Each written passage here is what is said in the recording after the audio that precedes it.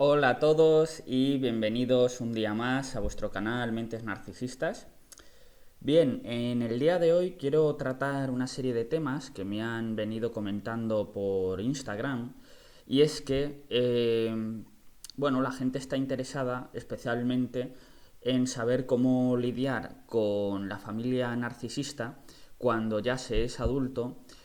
Por otro lado, desmentir que no todos los padres o las madres son buenos, que este dicho de que honrarás a tu padre y a tu madre que tan marcados nos tiene en la sociedad, pues no siempre debe cumplirse tan a rajatabla. Y cómo desligarse de estos padres de forma que no nos genere culpa, ¿no? Sin una carga emocional y cómo llevar a cabo este proceso. Bien, en primer lugar, comentar que efectivamente no todos los padres son buenos, no todas las madres son buenas. Especialmente creo que puede resultar injusto el caso, bueno, todos los casos son injustos, ¿para qué nos vamos a engañar? Pero si un caso creo que puede llegar a ser más injusto si cabe, es el de una madre narcisista. ¿Por qué? Pues porque así como hay una imagen en la sociedad de que el hombre, que sí que es verdad que el 80% de las ocasiones es el que padece el trastorno de personalidad y el que seguramente en la mayoría de las ocasiones genera un daño que puede ir más allá, hablo más en el plano físico, otro tipo de violencias en las familias, que tampoco quiero yo mezclar conceptos, precisamente hablé de esto en el vídeo anterior, pero si bien es cierto que puede resultar injusto que a un hombre no se le escuche, no se le tenga en cuenta, no se le tenga en consideración por el hecho de ser un hombre y pensar que es que no se recibe violencia o no se recibe un maltrato que quizás no llegue al nivel físico, aunque a veces también es así, porque hay algunos patrones de personalidad, algunos tipos de personalidad que sí que llegan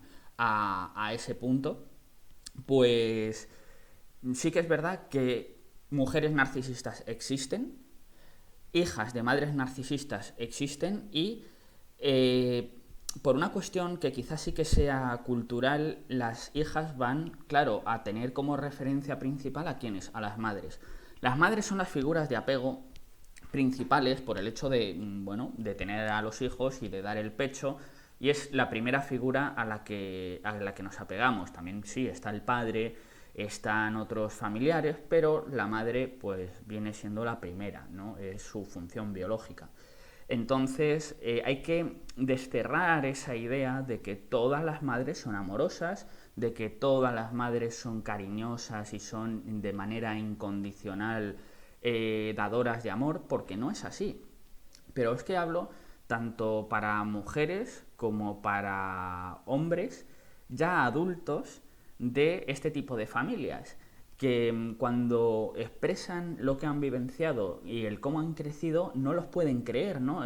Y encima pareciera como que estamos siendo desagradecidos, que no estamos lo suficientemente agradecidos. Ya comenté que los padres o madres narcisistas, una cosa que tienen en común es que suelen ser dadores a nivel material, suelen ser dadores a nivel logístico, son resolutivos muchas veces, muy pragmáticos, dependiendo de si, pues si tienen otros rasgos o no, a lo mejor ni siquiera eso. Pero bueno, los casos que yo conozco sí que han sido personas más resolutivas a nivel económico, material, podríamos decir, pero la parte afectiva es que sencillamente no existe. Es como si fuese un problema, ¿no?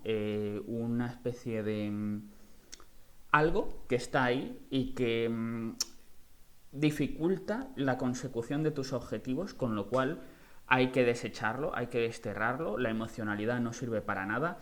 Y claro, con esto nos engañan porque nos dan la sensación de ser personas muy seguras. Cuando llegamos a la edad adulta y nosotros no hemos desarrollado esa seguridad, pensamos en esas figuras que son narcisistas, pero que a nosotros nos transmitieron como una dualidad a nivel emocional, por un lado, nos transmiten seguridad porque se muestran totalmente capaces, todo lo pueden, ojalá fuera yo como mi padre o mi madre, ¿no? Que se muestran tan seguros y yo soy la inseguridad andante, ¿no? Y luego, por otro lado, vemos pues que no se contienen las emociones, que saltan, que son arrogantes, que no pueden controlarlas, ¿no? No tienen gestión emocional. Entonces, ese es un punto muy importante a tener en cuenta. Y es que, sí, las emociones hay que tenerlas en cuenta. Ahora, ¿qué hacemos con ellas? Eso ya es otra cosa. El cómo decidimos nosotros gestionarlo o sentirlo. Y eso es algo que se enseña. Como los padres narcisistas no pueden, o madres narcisistas no pueden gestionarlo, no pueden enseñarlo. Y es un poco la disonancia cognitiva que se nos genera, ¿no? Pero bueno, esa imagen de perfección y de absoluta seguridad es algo que se nos transmite, dan una cara muchas veces, bueno, prácticamente siempre, de cara al exterior y de cara al interior, pues muy distinta, mucho peor seguramente en los casos de narcisismo encubierto, ¿no?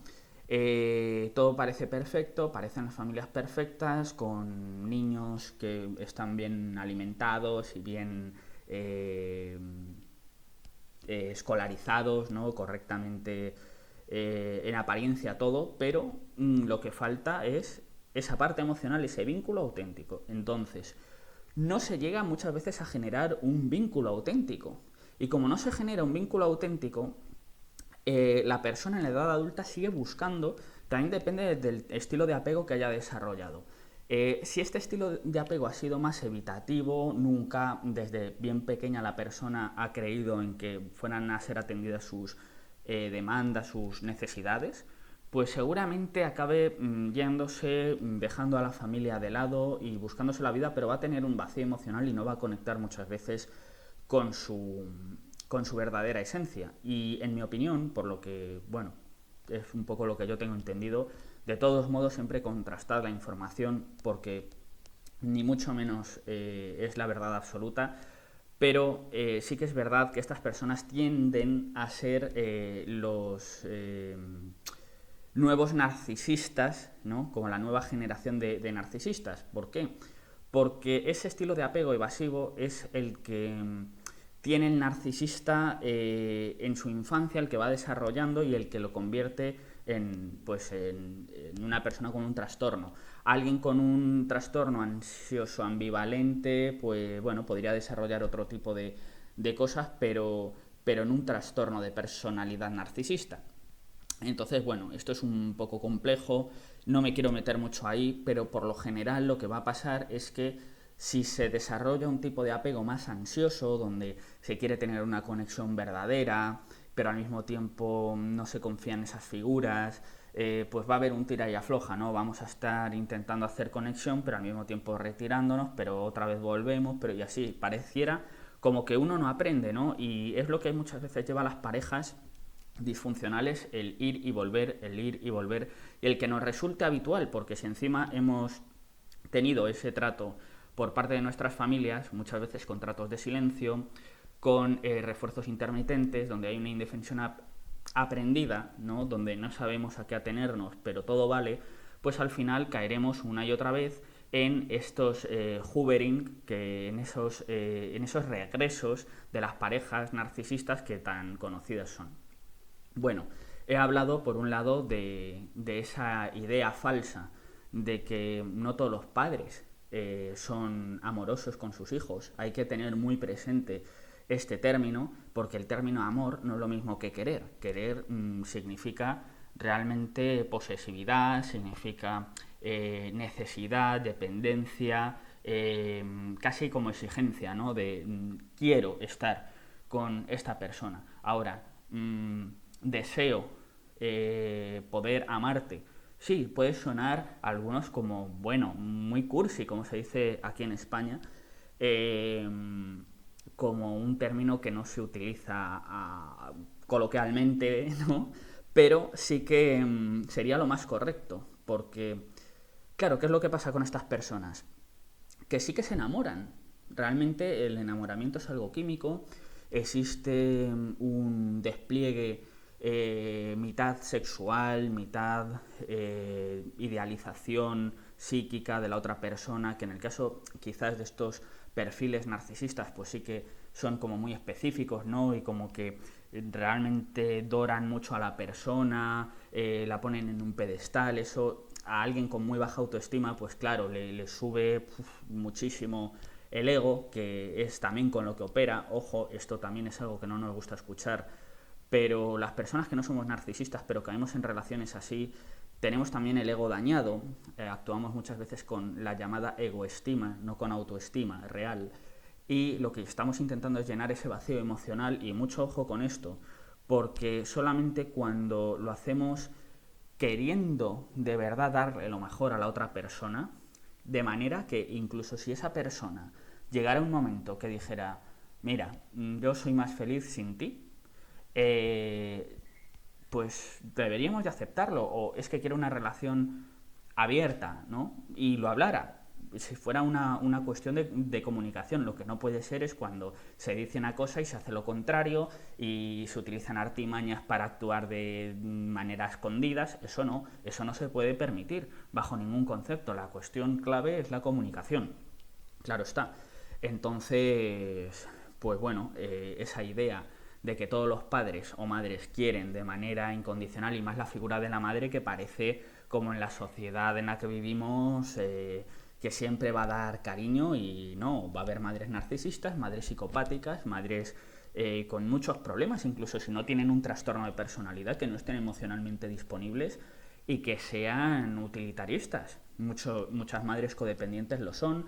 Esto lo comentaba yo en una red social, porque ha habido gente que sí que ha entrado un poco a discutir estas temáticas, más a pelear, diría yo, y bueno, se enfadan mucho cuando se les dice que ellas eligieron a esa persona con la que estuvieron. Entiendo perfectamente que se han sentido engañadas, que han dado una cara al principio y luego dan otra, pero la cuestión es que uno lo elige y no lo sabe ver, entonces se tiene que trabajar a sí mismo. Ese es uno de los aspectos que no nos enseñan en la sociedad.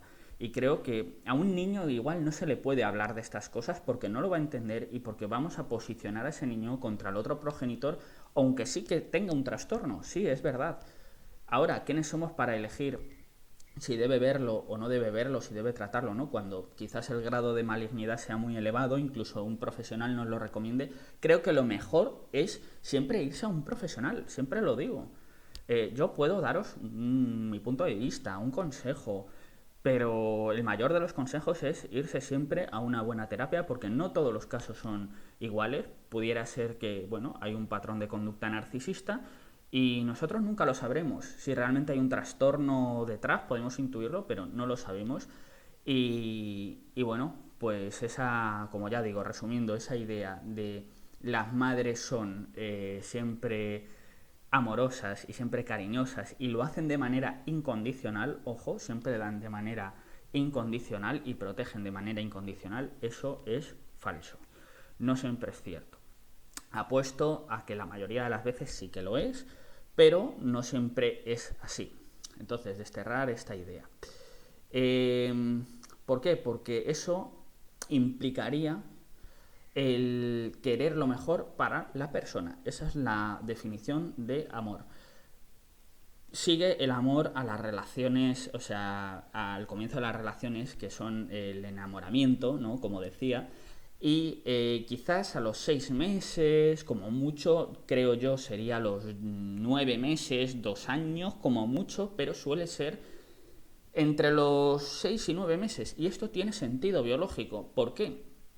Porque pensad, ¿cuándo tiene una mujer a su hijo? Pues 9 meses después de haberse embarazado. ¿Cuándo están sexualmente disponibles de nuevo para procrear? Pues tras los 9 meses de gestación.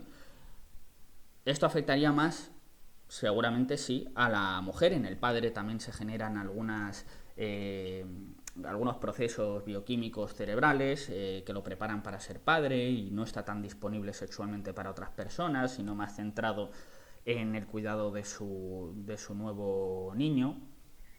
Pero Sí que es verdad pues, que en la mujer, al tener al niño dentro, se forman, bueno, es más complejo, ¿no? Esto se entiende. Así que después de ese periodo, en el que es normal que las personas estén muy pegadas, haya una conexión muy fuerte, a partir de ahí ya lo que puede haber pues es un amor, una dedicación a la otra persona, desearle lo mejor al mismo tiempo que, bueno, hacemos nuestra vida y podemos tener un proyecto en común. Y ahí es donde está el problema, especialmente del narcisista. Es el problema de la mayoría de la gente, sí, pero en el caso de estas personalidades es mucho peor, porque ya han conseguido lo que querían, ya se les ha pasado ese proceso que como cualquier otra persona lo van a tener, pero con sus diferencias, ¿verdad? Y en ese momento van a tener muchísimas dificultades, van a ser incapaces de intimar, que es una palabra que se utiliza muy mal también en la sociedad. No implica aspectos sexuales necesariamente, sino una intimidad emocional, una conexión genuina, profunda, y eso es lo que va a ser muy difícil, porque esas personas van a intentar siempre, claro, al no empatizar, pues no conectar con sus verdaderos sentimientos. No es que no sientan, en el caso del narcisista sí que sienten. Esto es un error también muy común que también hace falta puntualizar. Sí tienen emociones los narcisistas, pero no conectan con ellas. Y al no conectar con ellas, pues no pueden aprender y van a repetir los patrones una y otra vez. Por supuesto va a depender del grado de narcisismo, pero estamos hablando de aquellos casos que ya son patológicos. Así que, bueno, desterrar esa idea de que las madres, lo vuelvo a repetir, no en todos los casos son genuinamente dadoras de amor, ni saben querer. Es más, en la sociedad actual el amor es una cosa que está siempre encumbrado y muy poca gente, creo yo, a mi parecer, entiende. Luego, cuando eres el hijo adulto de una familia así, como ya he comentado, al haber crecido con esos patrones de disfuncionalidad y al no haberte nunca realmente apegado y vinculado, pues sigues manteniendo la esperanza muchas veces, sobre todo si tienes este tipo de apego más ansioso, de como unirte y separarte. Me hace daño, pero quiero tener a la familia, ¿no? Genera una ansiedad. Creo que lo mejor que se puede hacer, aunque tampoco soy muy fan de imponer un contacto cero al 100%, a no ser que sea, ya digo, un caso muy maligno y recomendado por un especialista, yo creo que, bueno, se puede tener una relación muy mínima. Si se tienen hijos, pues intentar de alguna manera que tomen el control estas personas, o como que, aunque suene muy mal el decirlo, pero que puedan contaminar el ambiente, ¿no? Y que, bueno, pues estarles agradecidos, eso sí, pero honrarás continuamente de por vida a tus padres. Bueno, hay que darle las gracias por aquellas cosas buenas que nos han dado, eso sí, pero hay que ser realista y hay que ser consciente de lo que ha habido y de lo que se nos ha dado y lo que no, porque de otra manera solo nos estamos engañando a nosotros mismos. Con lo cual, yo lo que aconsejaría en estos casos es volverse lo más independiente posible cuanto antes. Si se puede de alguna manera negociar con la persona, porque pudiera ser el caso de que nos pague unos estudios, salir de nuestra ciudad, que paguen gastos, como si tiene que ser así, y es doloroso, pero muchas veces la única relación que se puede mantener es de ese tipo, pues genial. Si no se pudiera, pues lo que toca es separarse de estas personas. Siempre que se pueda y uno tenga recursos económicos, hacerse una buena terapia, reconectar con uno mismo, buscar su mundo, porque eso es un problema que siempre vamos a tener, yo creo, ahí, a no ser que hagamos un trabajo muy profundo, y es que no nos hemos definido, no hemos tenido la oportunidad, como a muchos adolescentes, ¿no? A muchos niños, como a crecer separados de estas personas que siempre han estado intentando un poco como imponer su criterio y adoctrinar a su manera, ¿no? Y no sé, coartando tu crecimiento personal. Entonces vamos a tener que dedicar tiempo a conocernos bien. No recomiendo juntarse con la primera persona que nos aparezca y caer, precisamente incurrir en esto, porque hay mucha probabilidad de caer en parejas tóxicas. precisamente, y eso más que una solución, pues lógicamente es que lo empeora todo. Había por aquí otra cuestión que se me hacía, y es, bueno, se me decía, lo voy a buscar porque se hace un poco complicado recordarlo todo. Bueno, dice aquí una persona que sí, cómo hacerlo sin carga emocional. Bueno, sin carga emocional el separarse va a ser un poco difícil porque los padres, pues independientemente de que esté ese cliché social de debes de quererlo sí o sí, que hace mucho, por supuesto, pues no han dejado de ser esos eh, individuos que nos han dado lo que tenemos, ¿no? Entonces, claro, va siempre, si somos personas empáticas y sensibles, a quedar un pozo.